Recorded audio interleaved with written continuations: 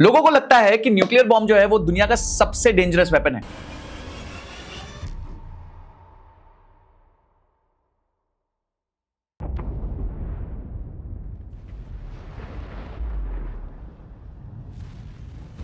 But let me tell you, nuclear bombs are not the world's most dangerous weapon. असली ताकत, real power एक green कागज के टुकड़े में छुपी है। उसका नाम है द यूएस डॉलर। दुनिया का 90% ट्रेड, आपका पेट्रोल, आपका iPhone, even the debt on your country, सब कुछ इसी एक करेंसी के सहारे चलता है। But what if I tell you कि जिस डॉलर ने अमेरिका को सुपर पावर बनाया, वही डॉलर अब अमेरिका को अंदर से खोखला कर रहा है। और क्या हो अगर मैं कहूं कि यूएस खुद डॉलर को गिराना चाहता है। आज हम डॉलर की 200 साल की हिस्ट्री, उसकी प्रेजेंट डे वेपनाइजेशन और एक ऐसी मैसिव कॉन्स्पिरेसी को डिकोड करेंगे जो 2026 में पूरी दुनिया की इकोनॉमी को रीसेट कर सकती है। इस वीडियो को अगर आपने एंड तक देख लिया तो यूएस डॉलर की पूरी हिस्ट्री समझ जाओगे। आज तक किसी ने इतना आसान तरीके से यूएस डॉलर का जन्म और आज तक जो हुआ है उसको नहीं सिखाया होगा।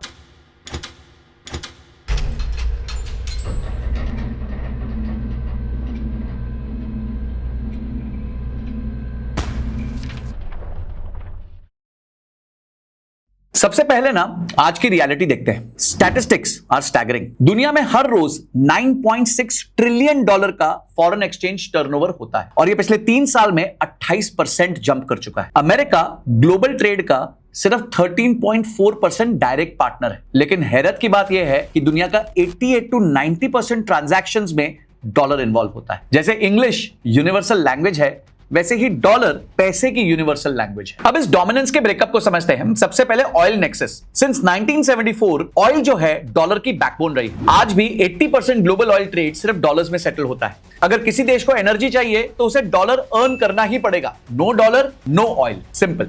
दूसरा है ट्रेड इनवॉइसिंग। अमेरिका में 96% और एशिया पैसिफिक में 74% एक्सपोर्ट्स डॉलर में इनवॉइस होता है। मतलब अगर थाईलैंड को चाइना को कुछ बेचना है तो पेमेंट अक्सर डॉलर में होती, थाई बात या युआन में नहीं होती। और तीसरा है the service surplus. America goods में तो पीछे है पर सर्विसेज में राजा है। 2024 में यूएस ने 1.15 ट्रिलियन डॉलर की सर्विसेज को एक्सपोर्ट किया था। Financial services, intellectual property rights और टेक्नोलॉजी, ये पूरा सेक्टर प्योरली डॉलर बैक। लेकिन रिजर्व्स की कहानी थोड़ी अलग लग रही। 1999 में 71% ग्लोबल रिजर्व्स डॉलर में थे, जो 2024 तक गिर के 58% रह गए। The crown is slipping but nobody has been able to snatch it yet. पर क्या डॉलर हमेशा से रिजर्व करेंसी था? आइए डॉलर की हिस्ट्री को समझते हैं। डॉलर राजा बनने के लिए पैदा नहीं हुआ था, इसने 4 फेज में अपनी ताकत को बनाया है। सबसे पहला फेज था द बाय मेटालिक स्ट्रगल, जो था 1792 से 1871 में। अमेरिका उस टाइम एक यंग रिपब्लिक था, पॉलिटिकली फ्री था पर फाइनेंशियली फ्रजाइल था। उस वक्त दुनिया का एक ही रूल था, मनी मस्ट बी मेटल। इसलिए यूएस ने गोल्ड और सिल्वर दोनों को लीगल मनी डिक्लेयर कर दिया था। ठीक है जी, फेयर साउंड करता है।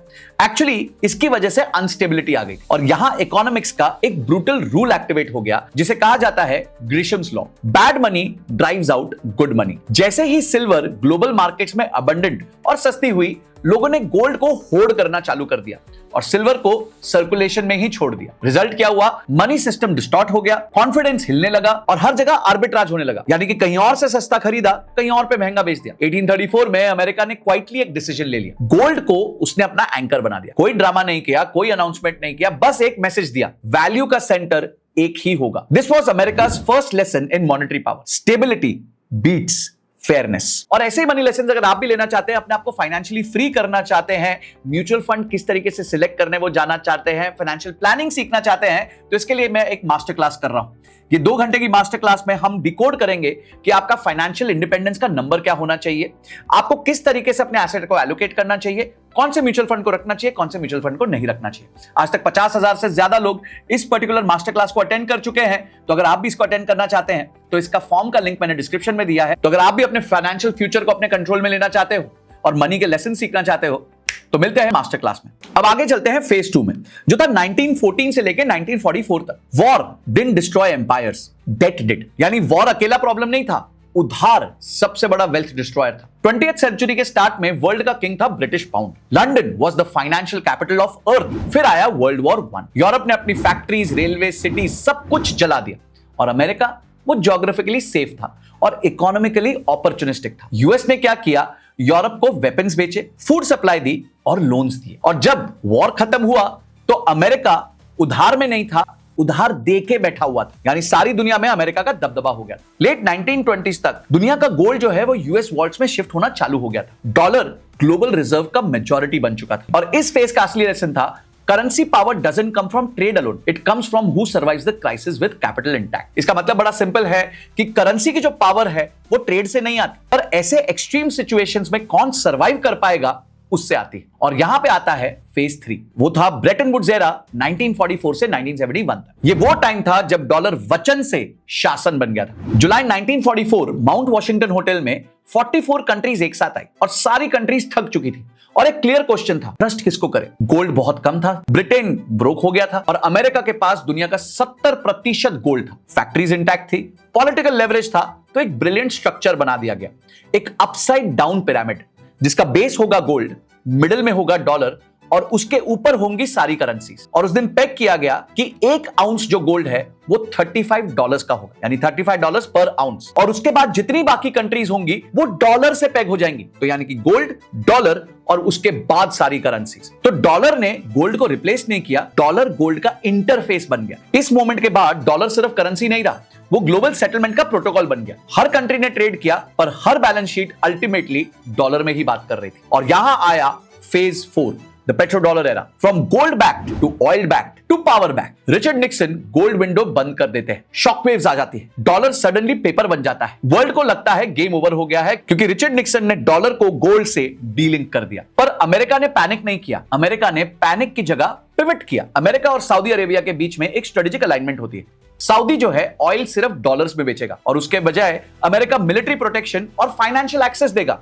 रिजल्ट क्या हुआ? Oil is energy, energy is economy and economy is power. और ऑयल का गेटकीपर बन गया डॉलर। हर कंट्री को डॉलर चाहिए to buy oil, dollar earn करना पड़ेगा टू सर्वाइव। ये मार्केट की डिमांड नहीं थी, ये एक मार्केट की इंजीनियर्ड डिमांड थी जो यूएस ने स्ट्रेटेजिकली इंजीनियर की थी। For the first time in history a currency was backed not by metal but by energy, military और जियोपॉलिटिक्स। यानी कि गोल्ड की वजह से डॉलर की वैल्यू नहीं थी, पर एनर्जी, मिलिट्री और जियोपॉलिटिक्स की वजह से थी। पर हर चुटकी सिंदूर की कीमत तो होती है रमेश बाबू। ये डॉलर के प्रिविलेज की क्या कीमत है, आइए जानते हैं। इकोनॉमिस्ट रॉबर्ट ट्रिफिन ने 1960 में एक खतरनाक डायलेमा प्रेडिक्ट किया और उसका नाम था द ट्रिफिन डायलेमा। दुनिया को ट्रेड करने के लिए डॉलर चाहिए, डॉलर सप्लाई करने के लिए अमेरिका को हमेशा ट्रेड डेफिसिट में रहना होगा, ज्यादा डॉलर्स को बाहर भेजना होगा। पर अगर अमेरिका बहुत ज्यादा डेफिसिट करेगा तो लोगों का डॉलर पे से ट्रस्ट हट जाएगा। अब इसका रिजल्ट क्या हुआ? रिजल्ट था द हॉलोइंग आउट, क्योंकि पूरी दुनिया को डॉलर चाहिए as a reserve asset.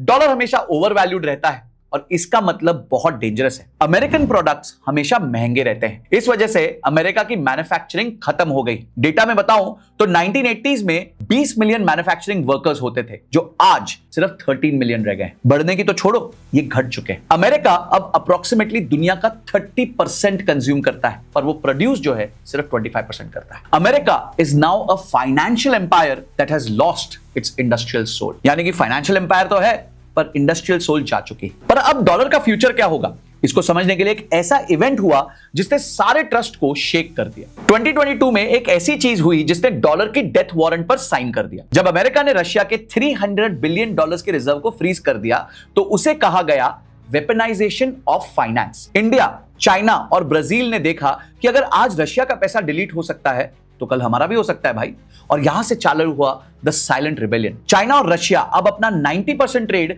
Yuan और रूबल्स में कर रहे हैं। इंडिया ने रशियन ऑयल इंपोर्ट्स 1% से बढ़ाकर 35 to 40% कर दिए हैं, जिसके पीछे डोनाल्ड ट्रंप जो है इतना हंगामा मचा रहे हैं कि मैं टैरिफ डालूंगा जो भी रशिया से ऑयल खरीदेगा। पेमेंट्स यूएई दिरहम्स और रुपीस में हो रहे हैं। और प्रोजेक्ट एम ब्रिज ये सबसे बड़ा गेम चेंजर है। चाइना, थाईलैंड और यूएई एक ब्लॉकचेन प्लेटफॉर्म बना रहे हैं जहां इंटरनेशनल पेमेंट्स 15 सेकंड में सेटल होती हैं। पूरे यूएस बैंकिंग सिस्टम और स्विफ्ट को बाईपास कर दिया जाता है। और अब आता है सबसे बड़ा ट्विस्ट, क्या अमेरिका खुद डॉलर को गिराना चाहता है? Top US adviser Stephen Miran का एक रेवोल्यूशनरी पेपर वायरल हो चुका है, a user's guide to restructuring the global trading system. उनका मानना है कि डॉलर का रिजर्व स्टेटस अब अमेरिका के लिए ताकत नहीं, श्राप बन चुका है, कर्ज बन चुका है। और यहां आता है the Miran thesis and Mar-a-Lago accord. Miran का प्लान सिंपल है पर बहुत रेडिकल है, डेलिबरेट डिवैल्यूएशन। अमेरिका को अपने पार्टनर्स जैसे कि जापान, जर्मनी, यूके के साथ मिलकर एक नया प्लाजा अकॉर्ड साइन करना चाहिए, the Mar-a-Lago accord. China is both our biggest economic competitor and our biggest military rival. So that's going to require a special kind of form. Dollar को deliberately सस्ता किया जाए ताकि यूएस एक्सपोर्ट सस्ते हो जाए और फैक्ट्रीज वापस अमेरिका में आ जाए और डेट को रीफाइनेंस किया जाए। फॉरेन कंट्रीज को मजबूर किया जाए कि वो अपने डॉलर होल्डिंग्स को long term century bond, century समझते हो, 100 साल में कन्वर्ट कर दे ताकि अमेरिका सदियों तक सस्ता कर्जा लॉक कर सके। और अगर किसी ने भी आवाज उठाई तो भाई वो बोलेगा भाई अगर हमसे मिलिट्री प्रोटेक्शन चाहिए तो हमारी करेंसी की वैल्यू गिराने में हेल्प करो। और यही आता है 100% टैरिफ थ्रेट। प्रेसिडेंट ट्रंप ने वार्निंग दी है, जो भी देश डॉलर को रिप्लेस करने की कोशिश भी करेगा उस पर 100% टैरिफ लगा दिया जाएगा। And this is called stick and carrot policy, यानी कि यूएस जो है कैरेट भी, गाजर भी यूज करेगा और स्टिक भी यूज करेगा ताकि जो जितने देश हैं वो अपने बॉन्ड्स को सेंचुरी बॉन्ड्स यानी 100 साल में कन्वर्ट कर दे। तो दोस्तों हम एक ऐसे मोड़ पर खड़े हैं जहां हिस्ट्री रिपीट नहीं हो रही है बल्कि रीराइट हो रही। डॉलर का एक्सॉर्बिटेंट प्रिविलेज अब उसके लिए एक बहुत बड़ा हैंडीकैप बन चुका है। अमेरिका के सामने बहुत बड़ा सवाल है, क्या वो एक फाइनेंशियल एम्पायर रहना चाहता है या फिर वापस अपनी इंडस्ट्रियल सोल को जिंदा करना चाहता है। लेकिन इस पूरे जियोपॉलिटिकल सर्कस का आपकी जेब पर, आपके इन्वेस्टमेंट्स पर क्या असर पड़ेगा? Let's decode what it means for your money. अगर हम एसेट क्लासेस देखें तो गोल्ड, ये जो है दुनिया का अल्टीमेट इंश्योरेंस है। चाहे वो चाइना हो या इंडिया, ऑलरेडी गोल्ड जमा हो रहा है। गोल्ड रिजर्व एसेट्स का बेस है। अगर डॉलर का डोमिनेंस माइल्ड स्ट्रक्चरल डिक्लाइन में जाता है तो गोल्ड का जो कॉन्फिडेंस है वो और बढ़ जाएगा। फॉर एन इन्वेस्टर गोल्ड अब सिर्फ एक ऑर्नामेंट नहीं रहा है बल्कि एक ग्लोबल इंस्टेबिलिटी के खिलाफ एक फाइनेंशियल शील्ड है। और अगर दुनिया की रिजर्व करेंसी शिफ्ट होती है तो उस बीच में जब तक नया विनर नहीं मिलता तब तक गोल्ड ही हीरो रहेगा। सेकंड है बॉन्ड्स। तो जो सेंचुरी बॉन्ड आ रहे हैं, अगर मारा लोगो एकॉर्ड रियलिटी बन जाता है तो फॉरेन गवर्नमेंट्स को फोर्स किया जा सकता है कि वो अपने शॉर्ट टर्म डेट को 100 ईयर सेंचुरी बॉन्ड्स में कन्वर्ट कर दे। इसका मतलब है कि यूएस सस्ते में अपना कर्जा लॉक कर लेगा, लेकिन इन्वेस्टर्स के लिए यील्ड्स अनप्रेडिक्टेबल हो सकती हैं। अगर डॉलर की डिमांड गिरती है तो यूएस बोरोइंग कॉस्ट बढ़ जाएंगी, जो ग्लोबल बॉन्ड मार्केट्स में एक सुनामी ला सकती है। तीसरा आता है equities. Wall street versus main street. एक वीक डॉलर पॉलिसी यूएस की एक्सपोर्टिंग कंपनीज और मैन्युफैक्चरिंग सेक्टर के लिए तो बून है, लेकिन कंज्यूमर गुड्स महंगे हो जाएंगे, जिससे जो इन्फ्लेशन आज ऑलरेडी बहुत ज्यादा है वो और भी बढ़ सकती है। और हिस्टोरिकली जब भी डॉलर वीक होता है तो इमर्जिंग इक्विटीज जैसे कि इंडिया, ब्राजील, ये सब आउट परफॉर्म करती है। तो the shift could mean a massive rotation of capital from west to east, यानी कि इंडिया और इमर्जिंग इकोनॉमीज को फायदा हो सकता है। चौथा है digital assets. The new pipe stable coins अभी 99% डॉलर से लिंक्ड है, यानी वो डॉलर की रीच को और बढ़ा रहे हैं। लेकिन प्रोजेक्ट एम ब्रिज जैसे प्लेटफॉर्म्स दिखाते हैं कि फ्यूचर डिजिटल पाइप्स का है जो स्विफ्ट को बाईपास कर सकते हैं। इसको ऐसे मानिए कि डॉलर का एक हाईवे अलग चल रहा है और इस टेक्नोलॉजी की वजह से एक और हाईवे क्रिएट हो रहा है जिसे हम पैरेलल हाईवे कह सकते हैं। तो फाइनली क्वेश्चन ये है कि क्या डॉलर डूब जाएगा? अरे नहीं, डॉलर आज भी एक यूनिवर्सल लैंग्वेज है। जब तक यूएस के पास दुनिया के सबसे डीप फाइनेंशियल मार्केट्स और मिलिट्री पावर है, उसे रिप्लेस करना नियरली इंपॉसिबल है। लेकिन डोमिनेंस अब एब्सोल्यूट नहीं रहेगी, फ्रैगमेंटेड हो जाएगी। हम एक बाइपोलर वर्ल्ड की तरफ बढ़ रहे हैं। एक तरफ है वेस्टर्न ब्लॉक, डॉलर, यूरो, और दूसरी तरफ है ईस्टर्न ब्लॉक, युआन, गोल्ड, एम्ब्रिज। डॉलर किंग से गिरकर शायद फर्स्ट अमंग्स इक्वल रह जाएगा। अमेरिका खुद अपना एक्सॉर्बिटेंट प्रिविलेज सैक्रिफाइस कर रहा है ताकि वो अपने घर में फैक्ट्रीज को वापस ला सके। दोस्तों पैसा सिर्फ एक ट्रांजैक्शन का जरिया नहीं है, ये जियोपॉलिटिक्स, टेक्नोलॉजी और ट्रस्ट का नया चेहरा है। इस बढ़ती दुनिया में वही जीतेगा जो सिर्फ करेंसी की वैल्यू नहीं बल्कि उसके पीछे की स्ट्रैटेजी को भी समझेगा। क्या आप तैयार हैं इस ग्रेट करेंसी रीसेट के लिए? मुझे कमेंट्स में जरूर बताइएगा आपका क्या व्यू है डॉलर के बारे में और कौन सी वो अगली करेंसी हो सकती है जो रिजर्व करेंसी बन सकती है, इसके बारे में भी मुझे जरूर बताइएगा। वीडियो पसंद आई है तो लाइक जरूर करना, एटलीस्ट अपने 5 से 10 दोस्तों को भेजना ताकि उनको भी डॉलर की कंप्लीट अंडरस्टैंडिंग मिल जाए end to end. This is Sanjay Kathuria signing off till the next video. जय हिंद, जय भारत।